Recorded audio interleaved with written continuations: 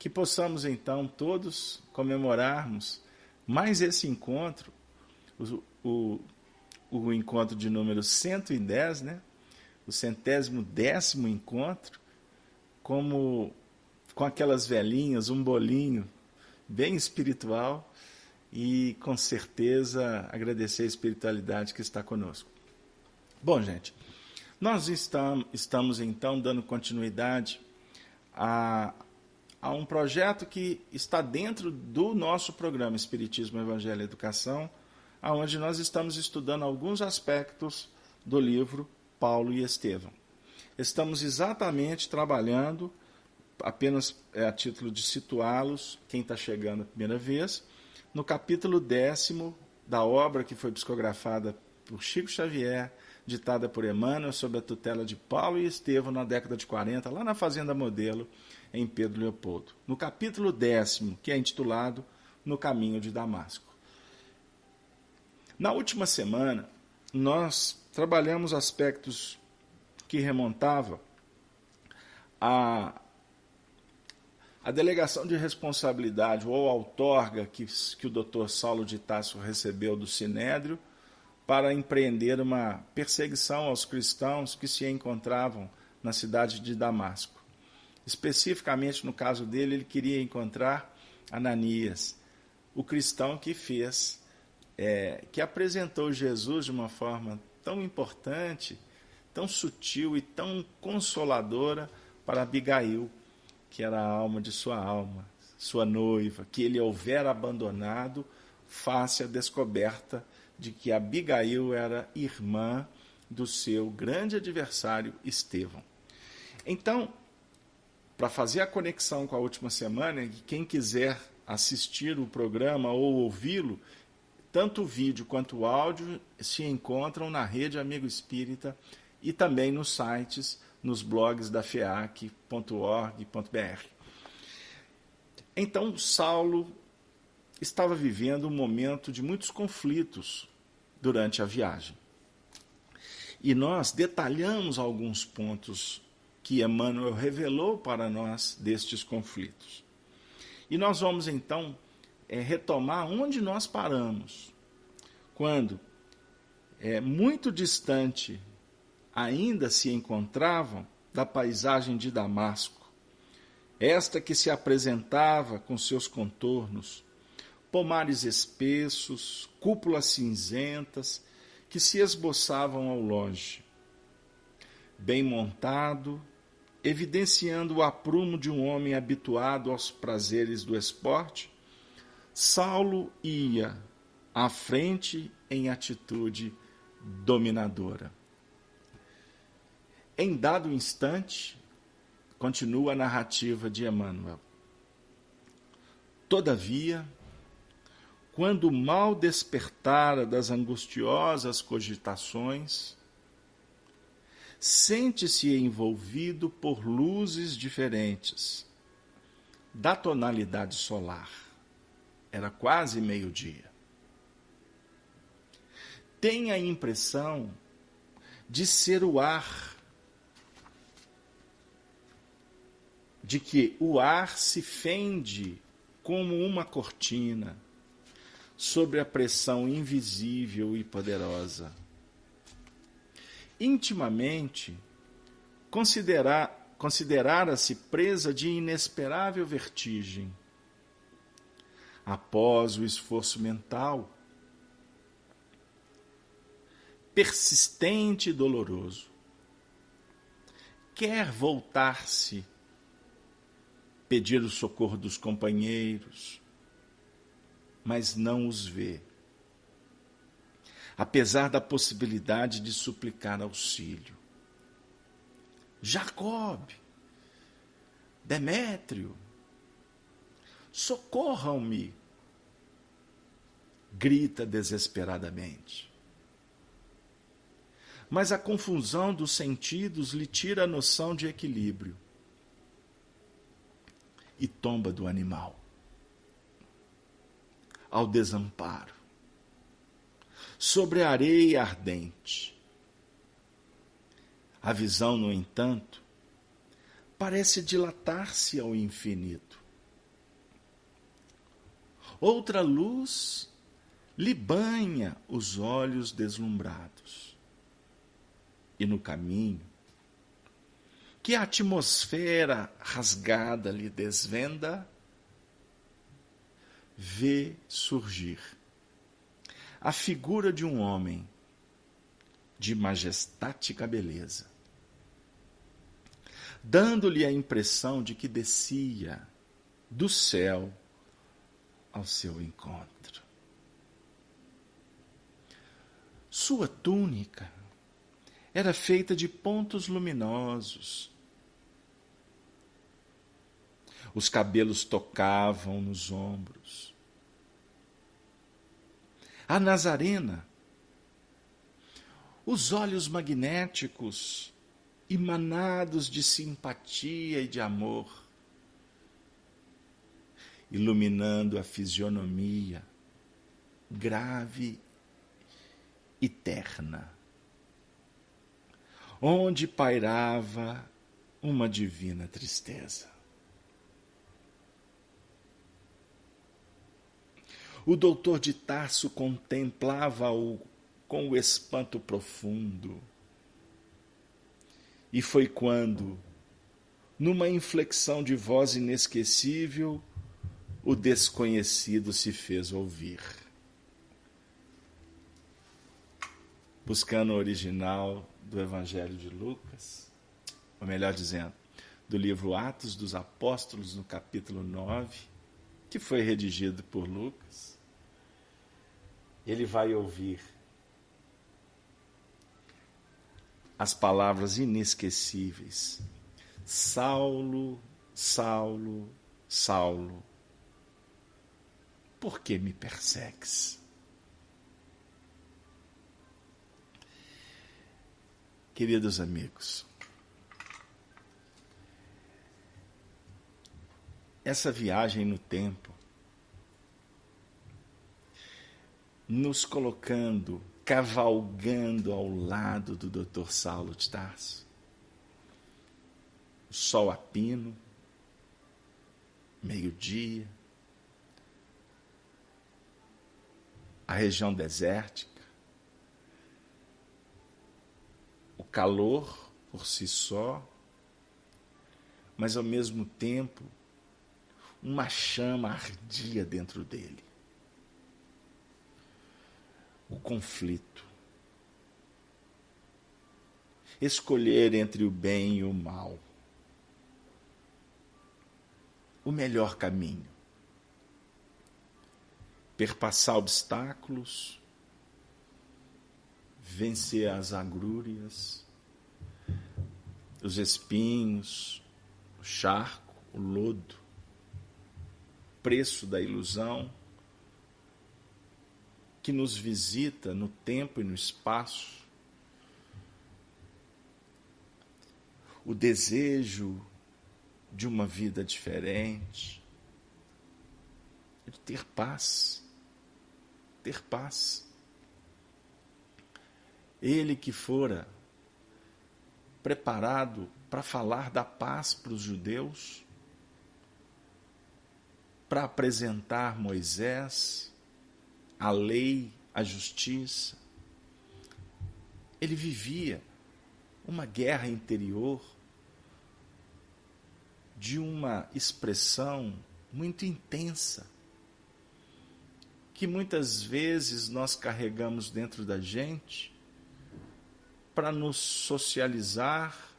Vendemos a imagem da tranquilidade, da beleza, da cultura, da religiosidade.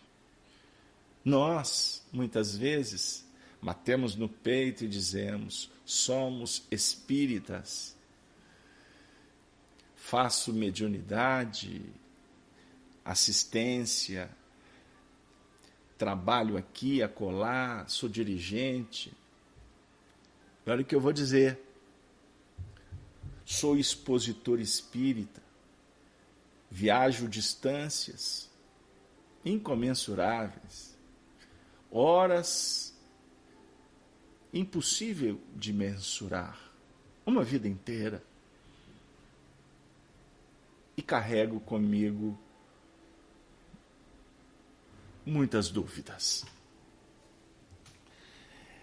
Pode acontecer em todos os sentidos, em todos os segmentos da humanidade nós encontramos expressões que não condizem com o mundo íntimo. É necessário que todos nós reflitamos, porque como ensina Emmanuel, nós estamos estudando, lendo, nos inebriando com essa história para render um culto de elevação ou de santificação a Saulo de Tarso, que se converteu naquele instante? Não. Emmanuel diz que muito menos prestando homenagem para ele, ou mais uma biografia romanceada, conforme está no prefácio da obra. Então, seguindo o pensamento do educador Emmanuel, nós estamos aqui para buscar nessa história um referencial para a nossa história. Para que, inclusive, o doutor Saulo de Tarso, ele de alguma forma nos ajude com esses arquétipos que a gente guarda dentro da gente, com esses referenciais de mundo e de santidade, porque para muitos de nós existe uma guerra entre materialismo e espiritualidade.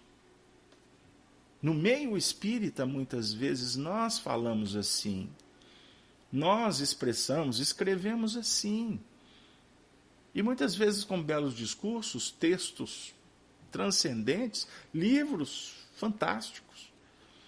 E na realidade não existe, no fundo, essa guerra. Essa guerra, ela tem apenas uma expressão enigmática, simbólica. Por quê? Quando se adquire a consciência, ou melhor, a clareza do que a lei está nos propondo em nível de consciência, não tem batalha, tem trabalho. E é exercitando, é morejando que você vai adquirindo segurança para vencer as pressões, as dificuldades do caminho, que fazem parte do processo. Mas não existe. A luz não briga com a treva. Embora a gente sabe que a treva quer impedir a luz. Quando a luz se apresenta. Quando a treva identifica a luz, no seu sentido de a luz vai incomodar, a luz vai dizer onde eu estou, a luz vai apontar que aqui está bagunçado. Aí a treva se agiganta. A treva não quer perder. E a treva é organizada. Embora seja uma organização limitada às próprias expressões da treva. Porque nós temos histórias espirituais de abalizados médiuns que contam como que funciona as hostes inferiores e as hostes superiores no plano do espírito. Os espíritos que estão combatendo a luz, eles fazem reunião, eles se organizam, existem sociedades nas trevas. Agora, é óbvio que nós não podemos colocar a ordem e o progresso dentro desse contexto. Existe vamos dizer assim, uma bagunça organizada. No mundo espiritual superior, sim, você tem plenitude de organização e de planejamento. Então, obviamente, se você tem um projeto que é soberano, que é mais organizado, tecnologicamente mais desenvolvido, se eu posso assim dizer, espiritualmente mais abalizado, esse projeto aqui dá certo. O que não dá certo é os projetos da treva. Embora eles consigam avançar, ele consegue criar amarrações, dificuldades, consegue tirar corações do projeto. Mas ele não é vencedor. Observem o que acontece na nossa sociedade. O que acontece nas religiões. Muitas vezes não se discute o progresso, se discute a cadeira, o cetro, a coroa, o poder, vaidades. E muitas vezes, se você observa em alguns momentos, tanto de um lado quanto de outro, estão falando a mesma coisa, mas não se aproximam, não se conjugam, porque na realidade estão defendendo apenas os seus próprios interesses. Querem um exemplo? Saulo tinha encontrado Estevão na casa do caminho. E Estevão fez uma pregação que nós estudamos ela aqui, dentro das nossas limitações, mas nós fomos lendo trecho por trecho e observamos a soberania, a extraordinária eloquência de Estevão, porque a eloquência não é aquela que domina, porque existem muitos eloquentes que arrebanham multidões, mas não ensinam, não fazem com que os educandos se libertem daquele magnetismo que sustenta a egolatria de muitos. Isso são pontos que nós precisamos de observar, inclusive no meio espírita, para não incorrermos no mesmo erro. Então, nós temos que tomar cuidado, muito cuidado, em nos tornarmos seguidores, até de espíritas, conceituados, expressivos, cultos, com moral elevada, mas não podemos criar dependências. Não, isso é um equívoco. E diga-se de passagem, aqueles que têm mais condições de levar a palavra, quando caem em si, levam a palavra não só para a multidão, que muitas vezes tem que ser atendida, mas acima de tudo para os discípulos que estão na multidão, que a multidão não pensa, a multidão vai no modismo, a multidão se embrenha. Agora, dentro da multidão, começa a despontar aqueles que querem aprender. E quando você aprende a lição, é necessário que você saia do circuito de receber para ir para o circuito da operação. Então não dá tempo nem de você continuar como seguidor. Seguidor de X, Y, Z. Vou até inclusive abrir o verbo, no seu sentido mais claro, mais didático. No meio espírita, o grande lance é que você ouça, descubra os valores que estão, vamos dizer assim, trabalhando no movimento espírita. Não se fixe em um só. Eu falo isso para quem frequenta a minha casa espírita, que é uma pequenininhazinha. Eu digo assim, você vem só aqui na FEAC? Sim, está errado. Você precisa de ir em outra casa. Costuma um indivíduo atravessar a cidade para ir à FEAC. Oh, que bom, ele encontrou o núcleo de afinidade. Mas ele não pode ficar só ali. Ele tem que ir na casa espírita perto da dele também. Ele tem que conhecer várias, talvez frequentar muitas. Mas ter, sim, o núcleo da sua afinidade. Isso é uma outra coisa. O que eu quero dizer com isso? Eu estou tentando refletir com vocês que não pode haver personalização. Não podemos criar esferas que vão nos... fulcros que vão nos aprisionar amanhã. Porque se o indivíduo segue um líder, no dia que o líder desencarnar, como é que ele vai fazer? Então, na realidade, ele estava seguindo pessoas, ele não estava seguindo a mensagem que o indivíduo é porta-voz. Por isso que quando chegavam perto do Chico e falavam qualquer nota para incensar o Chico, Jesus, Emmanuel, é Dr. Bezerra. Aí o pessoal falou assim, gente, mas fica admirado, como que o Chico é humilde? Gente, o Chico não aceita que ele é um homem bom. Gente, o homem de bem, aquele que vive a lei de justiça, de amor e de caridade, conforme nos apresenta Allan Kardec no Livro dos Espíritos, ele tem que agir assim. Não Não tenhamos dúvida. Então o Chico não era santo. Ele estava agindo com coerência com o que ele estava estudando. Saulo vivia um grande conflito. O conflito com seus mitos, com as suas crenças, que no fundo, ele estava como que de alguma forma descobrindo que estas crenças que ele argumentava, que ele era célebre, inteligentíssimo, não estava atendendo a ele como espírito. E o conflito foi tão intenso que no fundo ele suplicava a Deus ajuda. No fundo ele pedia a Deus que abençoasse ele para que ele tivesse força para continuar defendendo o mosaísmo. Por quê? Havia um movimento que ele percebia dentro da ótica dele que era um movimento que iria combater os ideais dele. E no fundo não era. Toda ideia, quando surge e bate na nossa porta, a sabedoria diz que nós precisamos de refletir sobre ela. Reflita. Por que ela chegou na sua frente? Por que ela chegou? Hoje eu fui fazer uma postagem na página do Facebook da nossa instituição, porque eu não tenho Facebook pessoal. Eu trabalho com o Facebook da instituição, portanto, o conteúdo do Facebook ele é doutrinário e de divulgação do que a nossa casa promove, palestras, etc. Mas nada mais do que isso.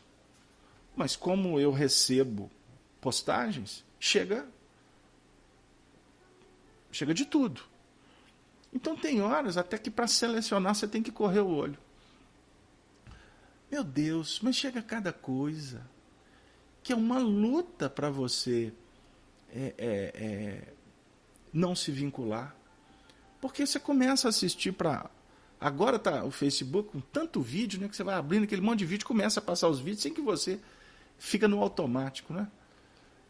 E a gente observa como que é desafiador você ficar selecionando. Né? E tanto que eu bato muito nessa tecla, que estou aprendendo com os espíritos, que o momento nosso é o momento de selecionar. Esse é o nosso maior desafio, selecionar. E essa seleção que se dá por tantas informações que nos visitam, elas estão trazendo uma lição que precisa de ser aprendida por nós. Que nós temos que aprender a fazer seleção dos nossos pensamentos, das reflexões que estão batendo na nossa porta. Esse é o ponto. Porque é tanta frequência, é tanta onda mental que visita, que tem hora que você se vincula, quando se assusta, você já fez a bobagem. Você já se atracou em determinadas fendas, que aí você fala assim, meu Deus, o que eu vim fazer aqui? Espiritualidade me ajuda. Tem hora que eu sinto, pelos depoimentos que a gente ouve nos atendimentos na casa espírita, ou que brota da minha intimidade, tem hora que quase que a gente se coloca de joelhos pedindo, pelo amor de Deus, ajuda. Pelo amor de Deus, ajuda, porque não é isso que eu quero. Aí a gente vai trazer o próprio Paulo, né? Quando escreve em Romanos, o que eu quero, eu não faço. Né? O que eu quero, eu estou lutando para fazer. O que eu não quero, eu estou fazendo. É aquela luta. O que eu não quero é porque está descobrindo. Como que a doutrina espírita funciona para nós? Como um mecanismo de descoberta e de elaboração mental para que a gente entre em outros territórios. E nós não vamos fazer isso, nós não vamos conquistar o que nós desejamos de uma hora para outra. Como dizia o nosso querido amigo Honório Abreu aqui em Belo Horizonte, a gente tem uma série de palestras dele que eu particularmente estudei com ele 12 anos no Grupo Emmanuel, às manhãs de sábado, e eu tenho assim muitas desses estudos e a gente fica ouvindo vez por outra, e tem algumas algumas experiências, alguns ensinamentos que marcam profundamente a nossa alma, e isso foi tudo fertilizado lá naquele período. E o Honório costumava dizer o seguinte, que uma reunião como essa aqui, sabe qual que é o objetivo dela? Nos dá base para enfrentar um desafio daqui a 300, 400, 500, 1000 anos. Uma reunião como essa, muitas vezes, ela não tem efeito agora. Por isso é que muitas vezes a gente fica assim, para que eu estou estudando isso? Eu sei que é bom, é gostoso, mas eu tenho dificuldade de entender isso. Aí alguns, ou a maioria, desistem. Ou então vão mudar de departamento, vão para o mais fácil, aonde que mais saboreia, aonde que a gente vai beber do néctar, né? Mel, como diz na gíria, né? Passar um melzinho na chupeta, tudo light. Mamão com açúcar, como diz o esportista. Não, nós temos que enfrentar o desafio, porque esse desafio é que nós vamos colocar na bagagem para a gente empreender essa viagem que Saulo realizou lá naqueles tempos do cristianismo nascente.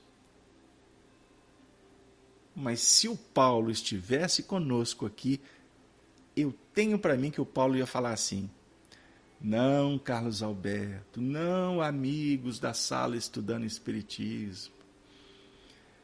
Essa viagem a caminho da Damasco, ela não foi empreendida só lá naqueles tempos. Eu continuo percorrendo a minha estrada.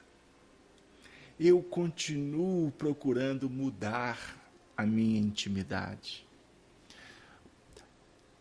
Agora eu vou dar um break aqui no possível devaneio. Vocês acham que eu estou sendo irreverente? Vocês acham que eu estou sendo incoerente, desrespeitoso com Paulo?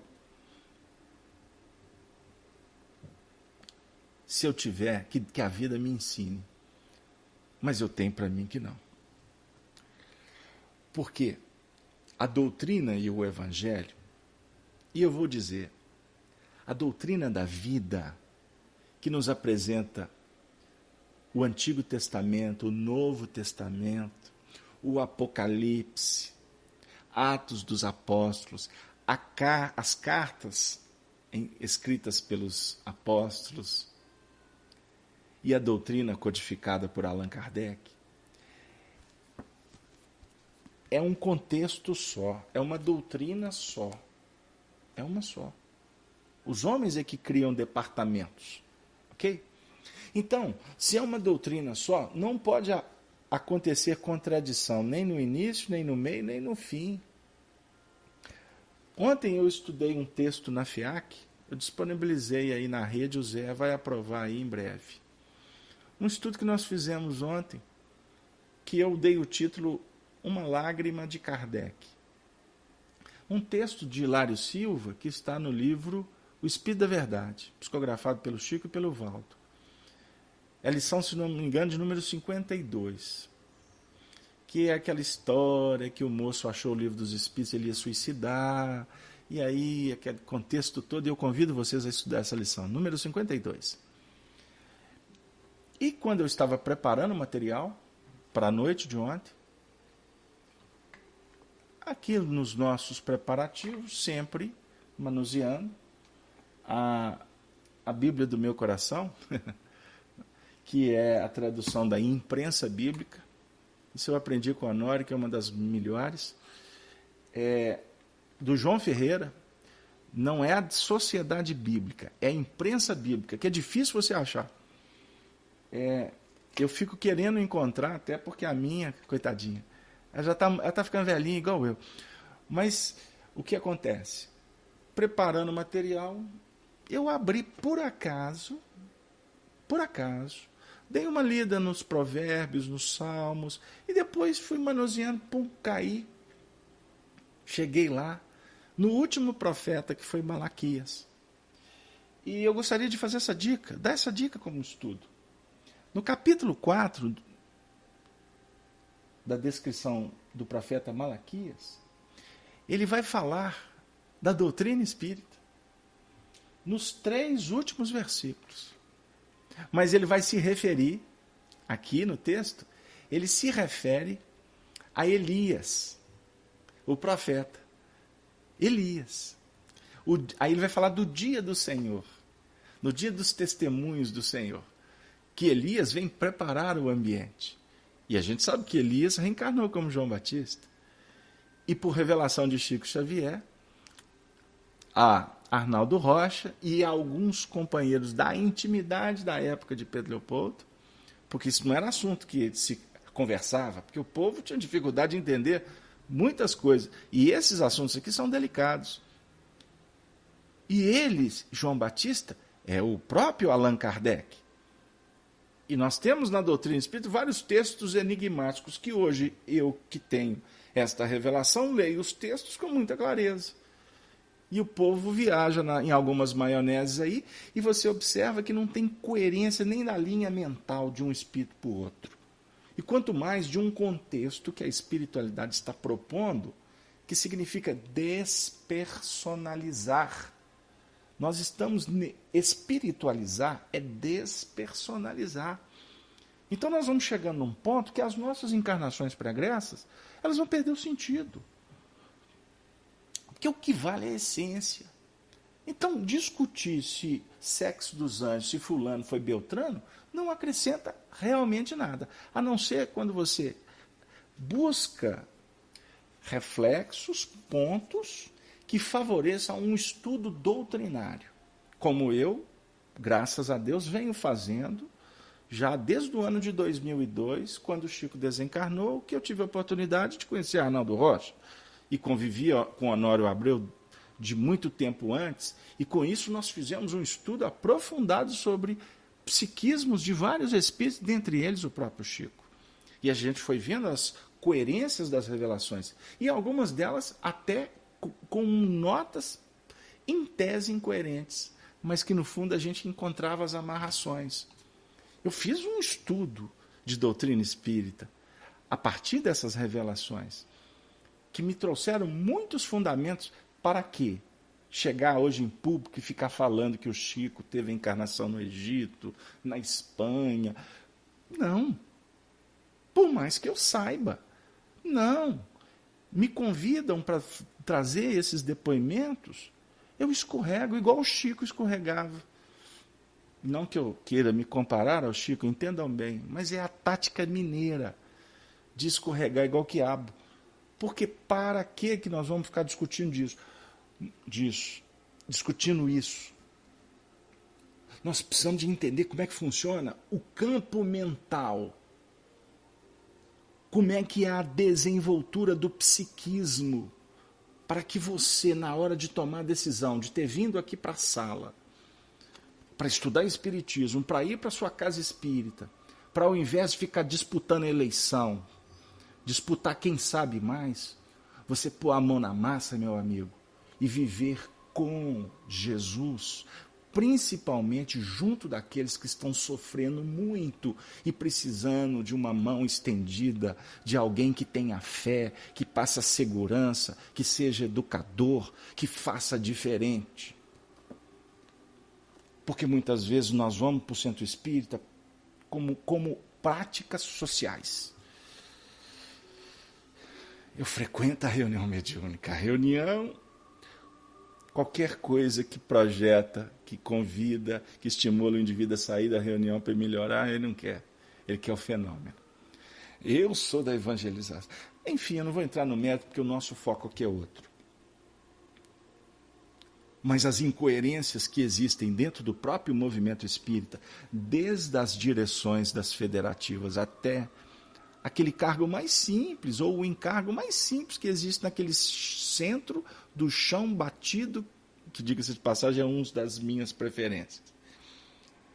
Onde que tem o povo simples. Porque quando a gente vai se intelectualizando, ficando cheio de recursos, de dinheiro, disso, de aquilo, falta o espírito. Falta espírito. fica, muitas vezes, trazendo uma sensação que nós estamos na corte romana, ou nas festas, lá na Paris de tantos séculos. Não. Espiritismo, evangelho. Vocês desculpem, a princípio, para alguns nós estamos desviando do contexto, mas eu tenho que adequar a história do Paulo à nossa realidade, pelo menos a minha, porque a minha luta não existe igual, pior ou melhor. A minha luta é muito intensa. Eu tenho filhos, eu tenho esposa, eu tenho mãe, eu tenho irmãos, eu tenho uma casa espírita que eu trabalho, que muitas atividades estão sob a minha responsabilidade. Eu tenho que orientar, eu tenho que me orientar, eu tenho que sentir as minhas fragilidades, como ontem. Eu fui para a FEAC, gente, hoje eu estou precisando de colo. O Arnaldo estava falando do centro espírita, que o indivíduo chamou ele para tomar o passe, ele falou que estava bem. Aí o companheiro falou assim, não, mas tudo bem, então toma o passe para dar um reforço. Essa foi ótima, viu, Arnaldo? Mas ontem eu fui para a FEAC precisando de um reforço. Reforço muscular, reforço psicológico, reforço espiritual.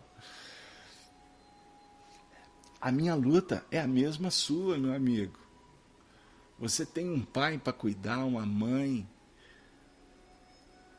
Todos nós temos que trabalhar os nossos conflitos. Aí a Giane, lá de Uberaba, está dizendo, hoje eu fui para um sanatório e cheguei sem forças. E é isso aí, Giane, é natural. Você vai para um trabalho de dispêndio. E que bom que você está aqui. E se você topar, esquece. Vamos, a partir de agora, entrar numa outra sintonia. Vamos trabalhar a energia. Vamos nos revigorar. Porque senão não tem sentido estudar a doutrina espírita. Vamos nos revigorar? Você topa, Giane? Pois é. Eu fui na sua terra, em Uberaba, na época do Chico, por 4 ocasiões. E todas elas, como eu voltei revigorado.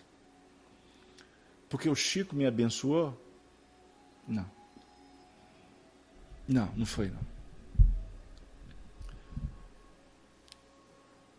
Eu fui lá porque eu precisava de pensar na vida. E como o simbolismo Chico e pleia de entidades superiores me ajudaram. Mas eu tinha que voltar na minha estrada. E lá naquele ambiente em que muitos iam para orar, não eram todos, mas muitos iam para buscar. O ambiente favorecia. Agora era necessário, inclusive, que o Chico desencarnasse para que acabasse aquelas caravanas e para que todo mundo fosse disperso, como no Evangelho. Jesus disse para os discípulos, chegou meu tempo. Agora vamos dispersar, cada um para a sua parte. Porque agora é a hora de viver. Porque nós não podemos ficar na ambiência da prece religiosa. Nós precisamos da prece, trabalho, oração, amor, testemunho, vivência, cair, levantar. Por isso que o energizar-se acontece no momento mais solene em que sua alma pede, Senhor, Senhor, Senhor, me ajude. O que aconteceu com ele?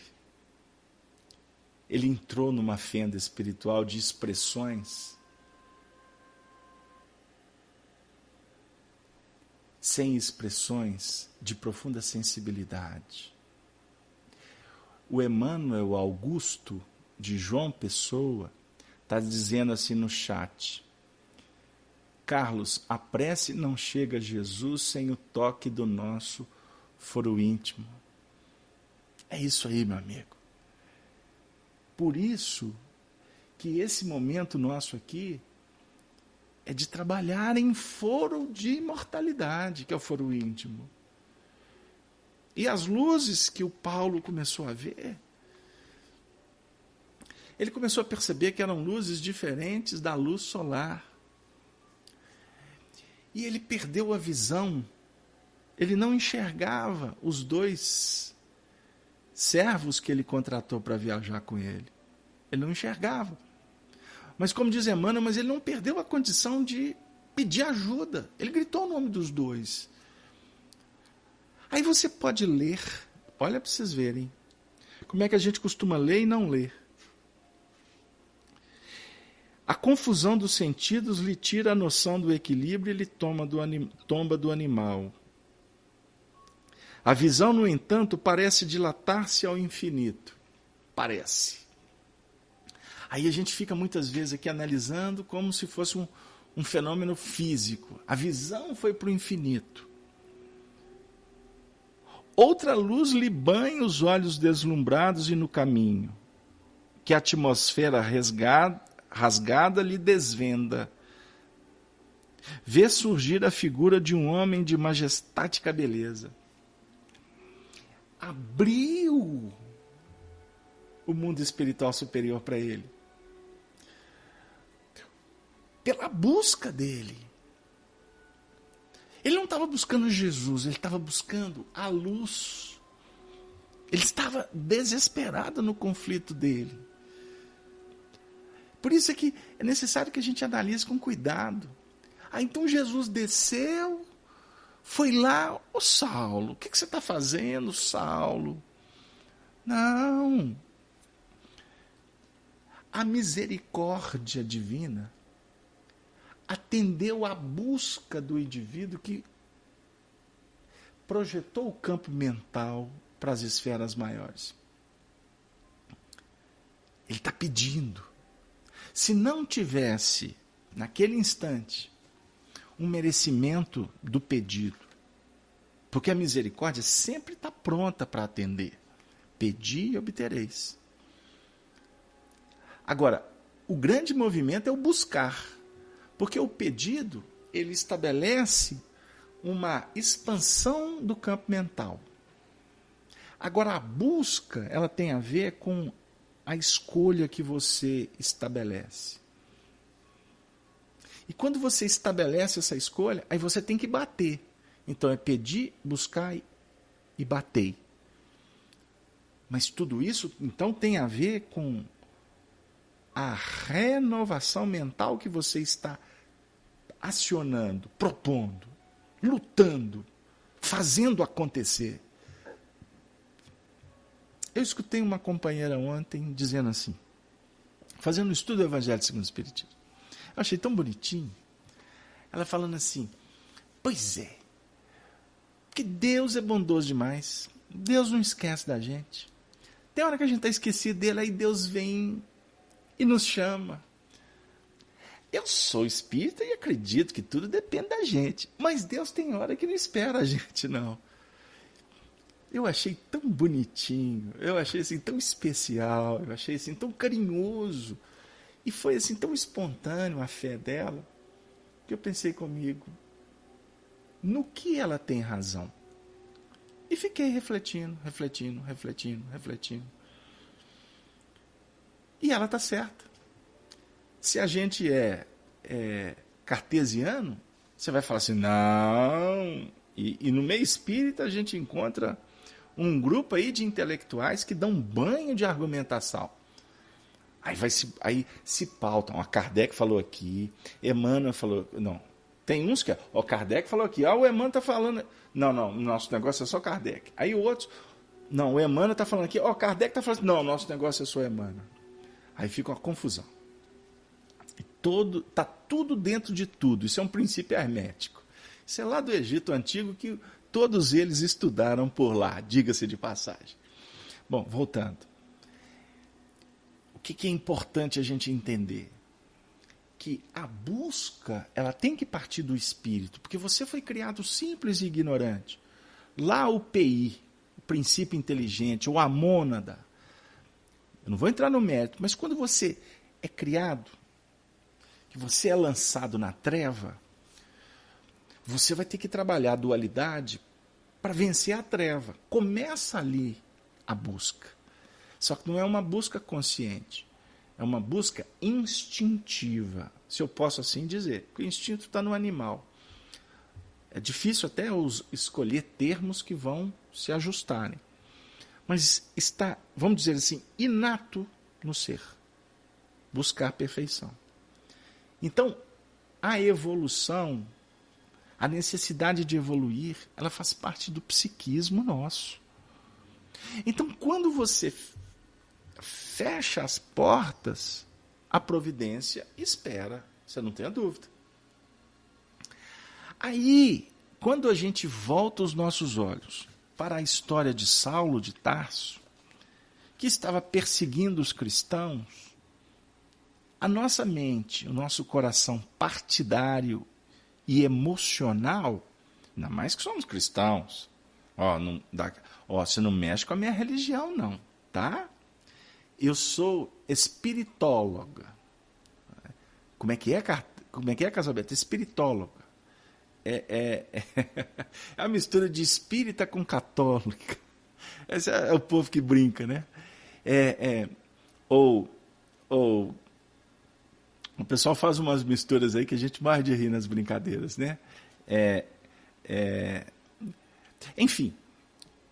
E na realidade, nós temos que entender que independente do princípio religioso, ou melhor, independente da prática religiosa, nós temos que analisar aqui o espírito, a essência de Saulo, que estava em busca da paz. E em busca da paz, ele está falando assim, eu vou matar os cristãos. Eu vou acabar com os cristãos, porque eles estão criando um problema. É óbvio que dentro dos princípios naturais, da preservação, da conservação, ninguém tem o direito de tirar a vida de ninguém, de matar a esperança, nada disso. Mas os escândalos são necessários. Jesus coloca para nós. Então,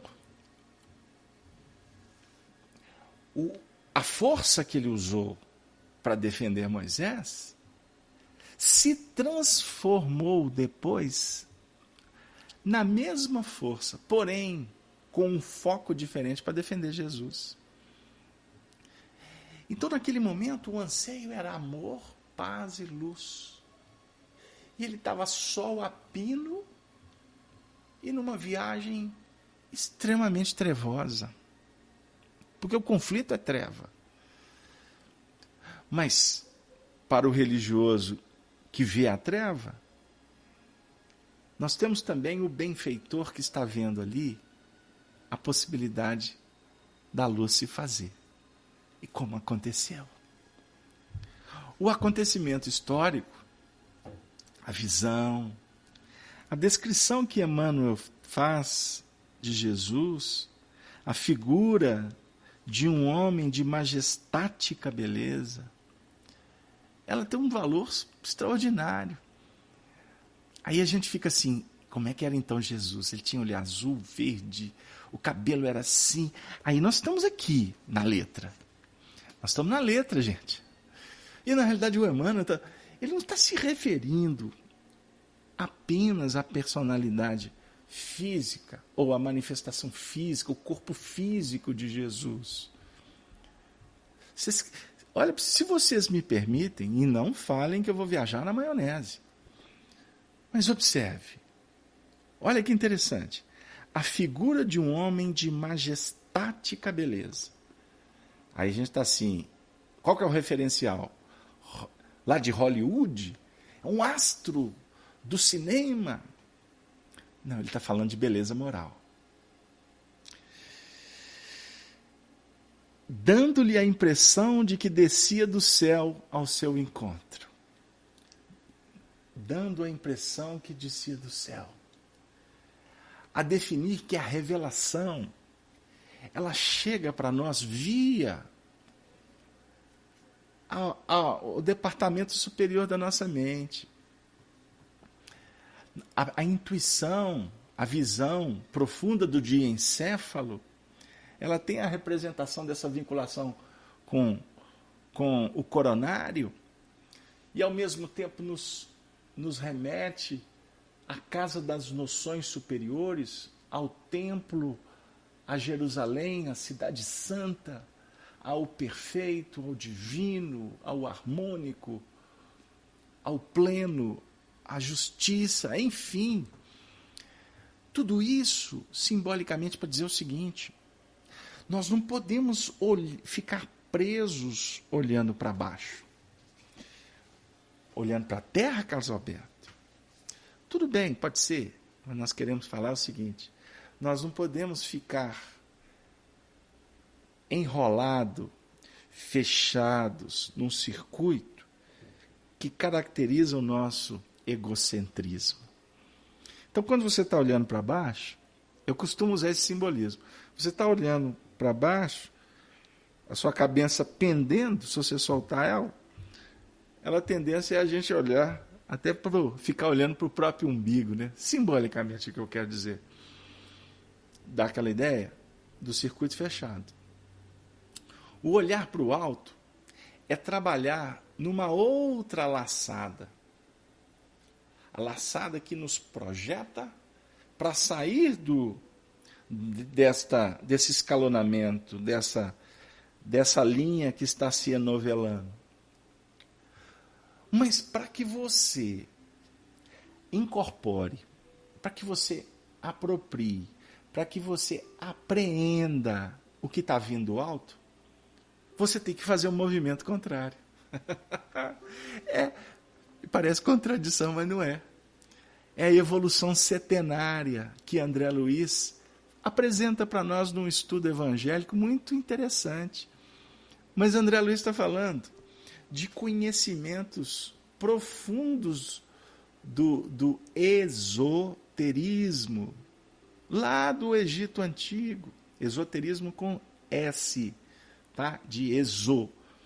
Porque depois veio o exoterismo com X, que foi pegar um conteúdo e soltar para o povo. Mas na hora que você solta para o povo, você solta sem a fundamentação coerente, lógica, que para que você tem que estudar, meu amigo. Você tem que se aprimorar, você tem que pegar livro, você tem que trabalhar disciplinas. Disciplinas iniciáticas, Carlos Alberto. Não, calma. Nós não estamos enveredando por esse caminho, embora respeitamos quem adota-o. Não é? Aqueles que aprofundam na iniciação, seja pelo caminho que vão escolher. Iniciação que até hoje aplica jejuns, metodologia, etapas, conquistas, testemunhos, dentro de obras, dentro de conceitos, inclusive materiais. Nós respeitamos. Mas em doutrina espírita, a nossa iniciação, ela tem um vigor, ela tem uma nota, ela tem uma qualificação chamada evangelho. Evangelho vivido. Então, quando a gente estuda Emmanuel, você não pode desconsiderar os princípios herméticos, por exemplo, porque o pensamento dele estudou isso. Ele foi sacerdote no Egito, vocês sabiam? Lá na época da rainha Semíramis tem uma vida de Emmanuel como sacerdote. Existem outras experiências de Emmanuel nesse campo. Por isso é que nós vamos entender a desenvoltura dele com o Evangelho.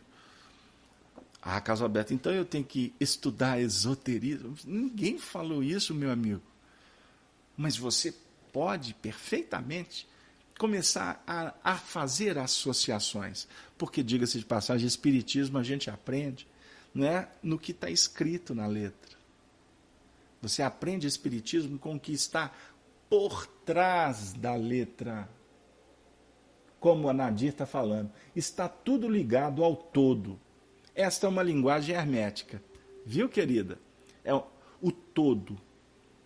O todo é o universo. Nós podemos falar, o todo é o pensamento de Deus? Podemos. O fluido cósmico universal é matéria que nós utilizamos para intercambiar pensamentos. Agora, nós não somos partes de Deus, mas nós estamos dentro do contexto divino. Não sei se ficou claro. Por isso é que você vai entender que tudo está em tudo. Aí eu costumo dizer que não tem nada errado. Não, mas aquele negócio está errado. Não está errado. Foi feito como ele poderia ter sido feito. Agora, se você tem condição de fazer, e a vida te chamou para ir lá, faça diferente. Agora, se a vida não te chamou para ir lá, consertar, não vou nem dizer consertar, fazer diferente, significa que tem que ficar daquele jeito. Porque é recurso de aprendizado para alguns. Carlos Alberto, volta para o texto, Carlos Alberto. Pois é, mas é difícil. É difícil, porque um assunto vai puxando o outro. Porque, observem bem, sua túnica era feita de pontos luminosos. Túnica, veste, perispírito, ele não tinha mais perispírito, né? Ou tinha que ter, porque senão ele não ia encarnar. Né? Ele teve que, inclusive, condensar o seu perispírito, porque o espírito puro, ele não perde o perispírito totalmente, mas o perispírito dele se torna diáfano. Por isso é que espírito puro para reencarnar é só em condições especialíssimas. Foi o caso de Jesus. Ok? Por isso é que espírito puro não fica reencarnando, como alguns autores aí escrevem. Autores até espirituais escreveram que Jesus reencarnou aqui várias vezes. É um princípio, ali tem incoerência doutrinária, mas a gente entende, são boas intenções. Agora, o que é importante é o seguinte, pontos luminosos. São princípios luminosos. A partir do momento que nós vamos conquistando as virtudes, elas se tornam pilares. São pontos luminosos. No caso de Jesus, vamos dizer assim, é todo luz, eu sou a luz do mundo. Agora, nós vamos remeter à nossa tessitura, à nossa veste espiritual. Todos nós já temos pontos luz de valor extraordinário. E estes pontos são pilares para que nós possamos trabalhar para fazer de outros pontos que não são luminosos se transformarem em projeções luz, com tempo, com esforço. E os cabelos tocavam nos ombros a Nazarena. Os cabelos. Quando nós encontramos a questão dos cabelos no Antigo Testamento, no Novo Testamento, nós precisamos parar para refletir que os cabelos, muitas vezes, eles estão representando as antenas, que eu vou dizer assim, que se precipitam como o galho das árvores para se manterem conectadas com o plano maior.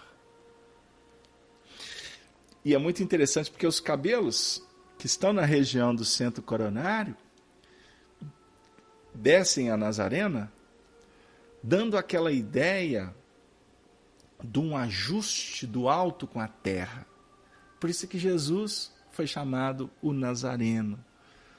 Então são pontos que nós podemos aqui explorar para não ficar apenas no texto romântico, histórico de Emmanuel. Imantados de simpatia e de amor. Como está a nossa conduta? A Nazarena? Como está como estão as nossas atitudes? Elas trazem simpatia? Elas falam de amor? Se não, ou se é lusco-fusco de vez em quando, como a gente diz, vamos cuidar mais dos cabelos. O Carlos Alberto, né? Olha os meus cabelos, quanta diferença. Tem aquela propaganda antiga, né? Tem uns que nem cabelo mais tem, outros os cabelos vão ficando encaniçados. Nós estamos falando, vocês estão entendendo que nós queremos trabalhar em nível simbólico com as coisas, com os assuntos. Agora, e a fisionomia? Expressão. A expressão da alma. Grave e terna. Grave, em qual sentido? A gravidade. Compromisso. A gravidade aqui está falando o quê? Do foco que está estabelecido. Não tem desvio. Não tem desvio. O simbolismo da tentação de Jesus no deserto fala por si só. O simbolismo define que ele foi tentado em 3 aspectos fundamentais. E ele deu testemunhos nobres, extraordinários, pela gravidade, pelo foco que ele estabeleceu. A meta. Aí eu pergunto para vocês, nós estamos focados? Nós estamos, vamos dizer assim, disciplinados no que nós nos determinamos? Aonde está o nosso compromisso com Jesus? Nós vivemos um momento de crises. Nós precisamos de pensar nisso. Nós conversamos com dirigentes espíritas no Brasil e fora do Brasil. E parece que existe uma febre. Eu gostaria de falar isso com muito carinho e cuidado. Mas eu tenho escutado frases assim: aonde está o compromisso dos espíritas como era antigamente? Por quê? A gente sempre tem motivo para falhar a reunião. A gente sempre nós encontramos sofisticação para dar belos discursos, desculpas. O companheiro não vai à atividade porque tem o jogo de futebol do time da preferência dele. Eu pergunto para vocês: aonde está a seriedade do trabalho? Não tem problema nenhum o indivíduo ir no futebol, assistir o jogo do time dele. Até diga-se de passagem, uma vez ou outra que aconteceu, mas eu pergunto para vocês: aonde estão os nossos compromissos com a doutrina espírita? Com a nossa encarnação, gente. Nós estamos falando disso. Porque se abraçamos a doutrina espírita, nós temos que observar que a doutrina espírita não vai nos... Nós não podemos fazer da doutrina espírita o destaque pessoal, como ensina Emmanuel no livro Religião dos Espíritos.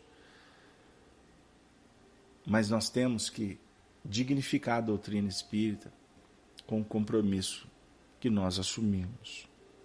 E ao mesmo tempo a ternura de Jesus. A ternura. Porque por você ser objetivo, claro, disciplinado, não nos concede o direito de não sermos educados, respeitosos, trabalhar com ternura. Ternura. Ternura. É uma palavra que não pode ser esquecida do vocabulário dos homens, das mulheres, da sociedade. Ternura é expressão de espíritos superiores, nobres, espíritos que estão vinculados com amor. As mães tendem à ternura. Eu não estou falando ao sentimentalismo, mas as mães nos dão belos exemplos de ternura. Muitas vezes até em algumas, na inabilidade. Porque ternura, muitas vezes a gente confunde com expressão de carinho, mas existem formas e formas de ser terno. Então nós temos que aprender, inclusive, a avaliar o que brota, o que irradia dos olhos, do coração das pessoas. Onde pairava uma divina tristeza. Chegamos lá. Chegamos lá.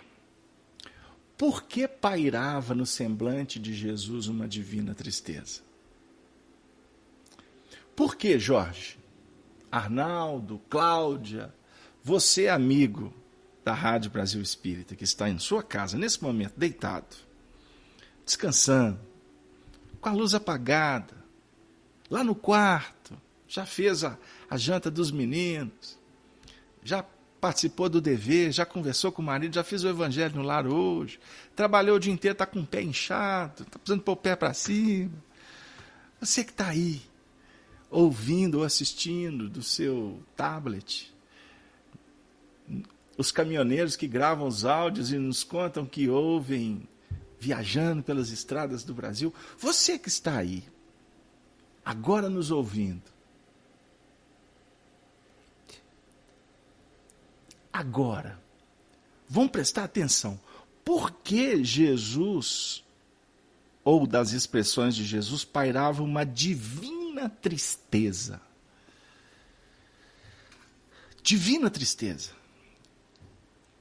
Emmanuel escreve divina tristeza. A gente lê Emmanuel e costuma não ler Emmanuel. Uma divina tristeza. Então tá. Jesus estava triste. Por que Jesus... Jesus estava triste porque estava havendo uma perseguição aos cristãos. Porque o negócio estava complicado. A Casa do Caminho estava passando dificuldade de recursos e Jesus estava triste. Divina tristeza. Uma divina tristeza é uma tristeza consciente.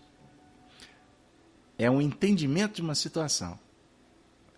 E se é divina, a tristeza é no seu sentido de, diante da dificuldade, há expressões que podem auxiliar para que a dificuldade comece a ser vencida.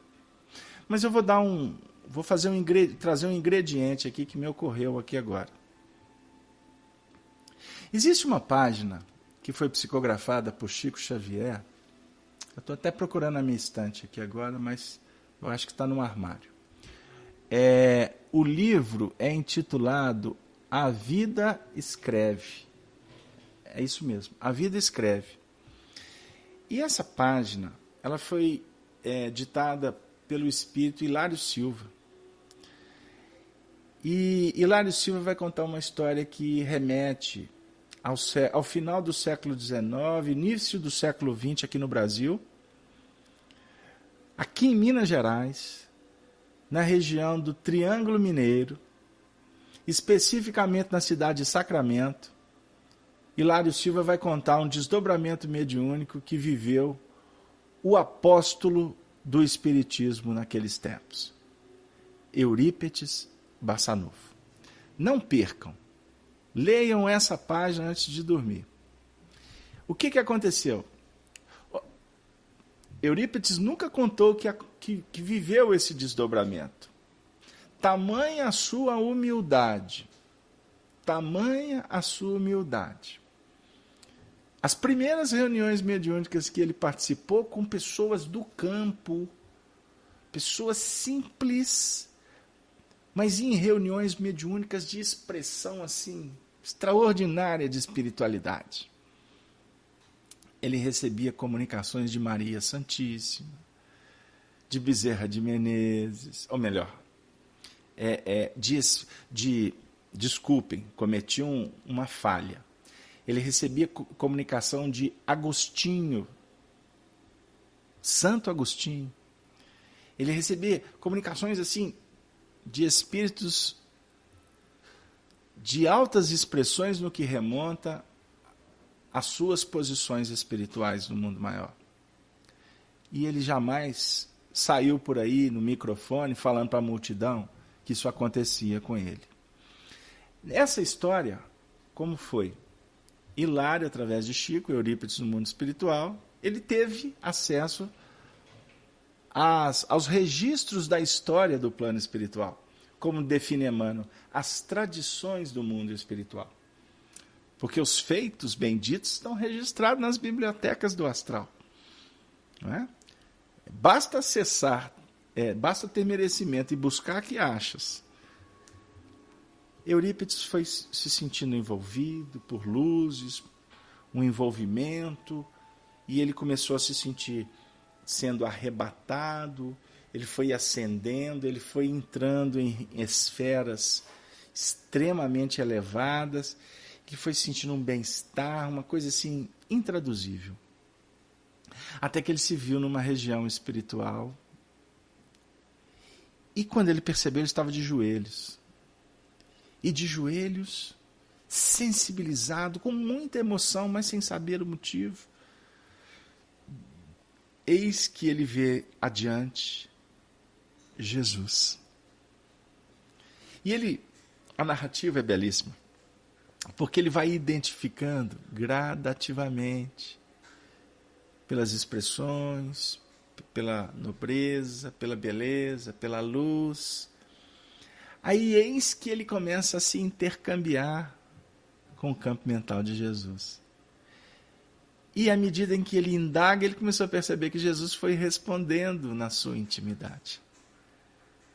E o detalhe, ele via Jesus chorando, com uma tristeza divina. Aí o que aconteceu? Ele então começa a indagar, resumidamente, eu vou dizer. O senhor chora pelas pessoas que sofrem no mundo? Não. O senhor chora por quem está passando fome? Não. Por quem está doente? Não. O senhor chora pelas guerras? Não.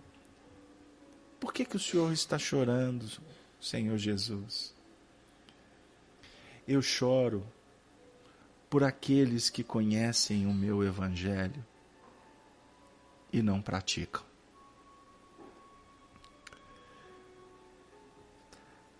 O Fábio colocou no chat. Muito obrigado, chat. Fábio.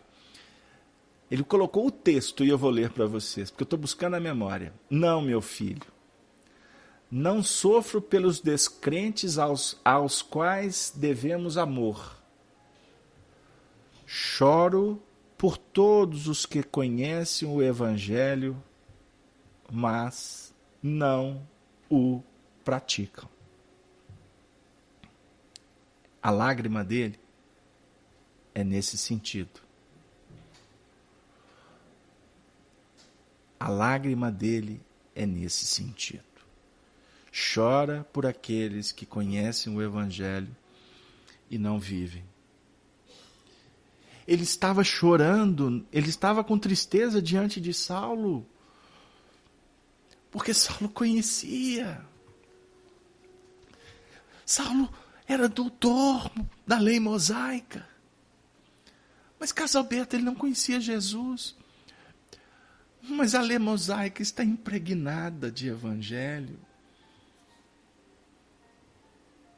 A doutrina espírita está impregnada de evangelho. Todas as propostas, todas as religiões estão impregnadas de luz. O erro está naqueles que não se prontificam, que não definem como foco a vivência do Evangelho. Por isso, em nome da doutrina espírita, a gente costuma fazer reuniões para brigar. Nós temos tido notícias que envolvem o movimento espírita. Desde casas pequenas a federativas estaduais. Que líderes querem impor as suas ideias. Que a maioria são boas ideias. Por quê? É só buscar sintonia com o alto. Mas a questão toda é que trazer uma ideia para o mundo da Terra não é responsabilidade de homem, do homem. É favorecimento de Deus. Guardem, reflitam com carinho e amanhã a gente volta a conversar.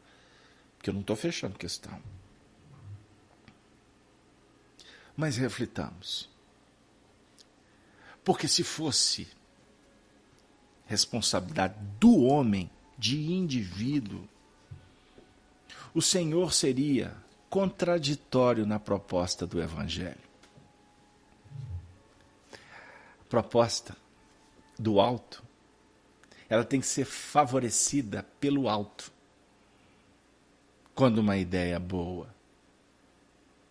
tem que acontecer, você não tenha dúvida que ela vai se manifestar em todos os planos. Se é para o movimento espírita, ela vai chegar em todas as casas espíritas através de todos os médiuns. Obviamente que eu estou falando em sentido simbólico. Isso é a universalidade do ensino dos espíritos. Isso está no Evangelho segundo o Espiritismo, na sua introdução. Mas não. Eu vou contar uma história pequena. Nosso tempo está acabando. Eu conversava com o Honório Abreu.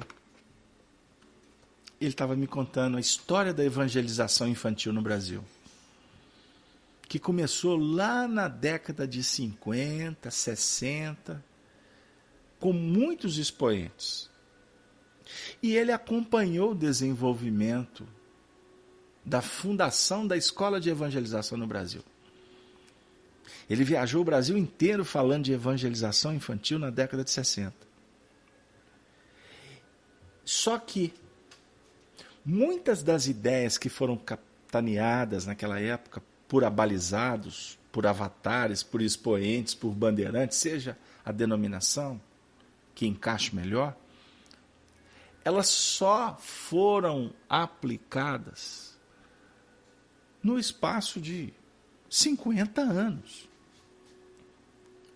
Foi necessário que houvesse maturação, que as etapas fossem sendo cumpridas, que as pessoas fossem sendo preparadas e que a ideia nova não representasse revoluções estratosféricas, inclusive para desautorizar trabalhos anteriores, para agredir pessoas que dedicam o seu tempo, o seu coração, e que muitas vezes essas pessoas que acabam se acomodando ou se condicionando em espaços temporários, em que se ajustaram muito bem, passam a ter dificuldades de entender o novo.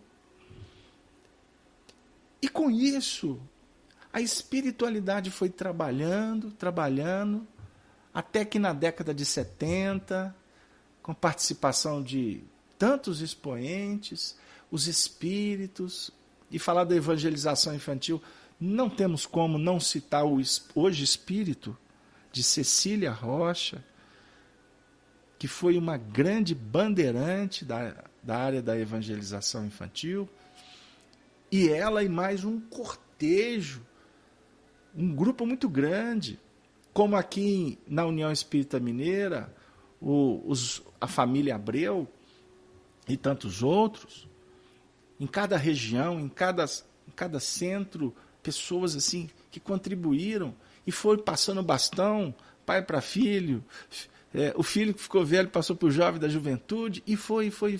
E hoje, é raro você encontrar uma casa espírita que não tem uma evangelização infantil. Independente de como ela funciona, da qualidade, do método, do evangelizador, da quantidade, da frequência, não entro no mérito. Mas vocês já imaginaram que se para implantar a evangelização infantil, aquela turma lá da época do Pacto Áureo resolvesse segurar uma espada e saísse esgrimando para implantar a evangelização infantil? Nós não teríamos a evangelização infantil hoje. Então, queridos amigos, viver o Evangelho é, acima de tudo, respeitar a história que está escrita. Trabalhar com os olhos no futuro, mas, acima de tudo, tentando favorecer, para que os acontecimentos no agora se façam sobre a égide do Evangelho, do cristianismo.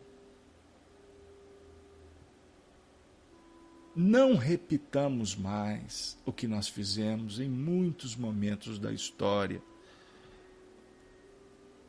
Os homens da época captaram do mundo espiritual a lei de igualdade, perceberam a lei de liberdade, sentiram a importância da lei de fraternidade. Mas na hora de implantar, nós revolucionamos a base da guilhotina, sacrificando aqueles que estavam acomodados na ignorância da ilusão, dos tempos que estavam ficando para trás. Por isso, jamais o cristão vai ter respaldo em fazer qualquer mudança usando o espírito da força. Jamais. O alto vai abalizar. O alto vai sim favorecer quando a gente entender e usar a força do Espírito.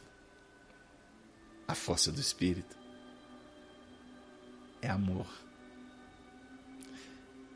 E o mundo que nós temos que renovar, primeiro é o mundo íntimo. O mundo de fora, nós nos colocamos à disposição do Senhor. Eis aqui o servo.